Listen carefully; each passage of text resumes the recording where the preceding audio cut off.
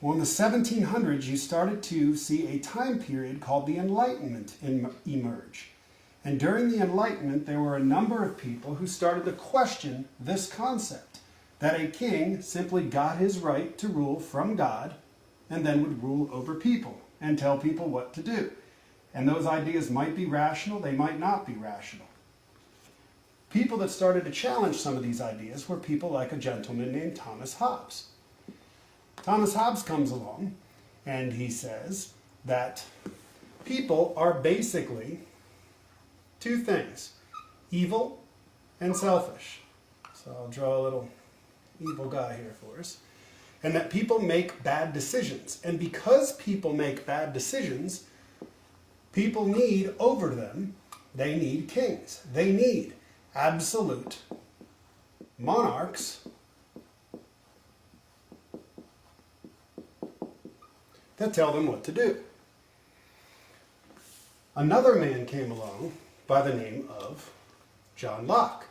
He was a second Enlightenment thinker. And he said, this whole idea that Hobbes has about people being evil and selfish and so on is not really true. He said people are born into the world with what are called natural rights. And he said there are three basic natural rights of people.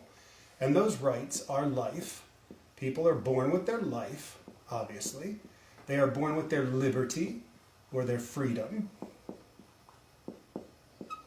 And they are born with property.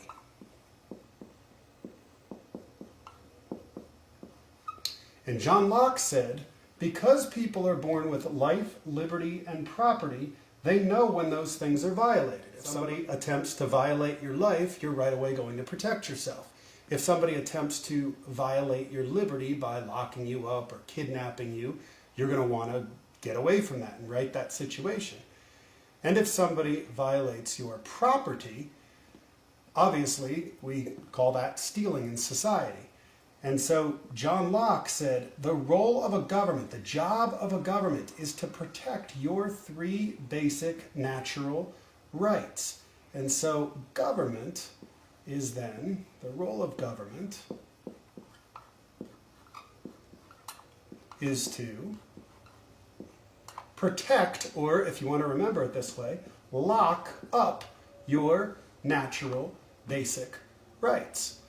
Surround and protect your basic rights. This is why in a place like the United States we have an army that faces out and protects your basic rights. If somebody from the outside threatens your life, then the army goes and attacks, protects your basic rights. If somebody steals your property, it is the job of the government to investigate that situation and to protect you. The next Enlightenment thinker is a man named Montesquieu. And Montesquieu comes along and he says, and Voltaire to pull apart the separation of church and state.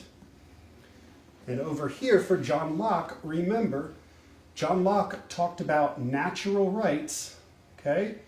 And if you just remember in your mind this concept that it is the job of the government to lock up, to protect our basic rights, natural rights. But remember that Thomas Hobbes' book was called Leviathan because he believed that the government should be kind of like a sea monster where it rises up and basically comes and gets or attacks anybody that is acting in a way that they should not. Remember, of these five Enlightenment thinkers, Thomas Hobbes is going to be the most like the traditional idea about what a government should be like.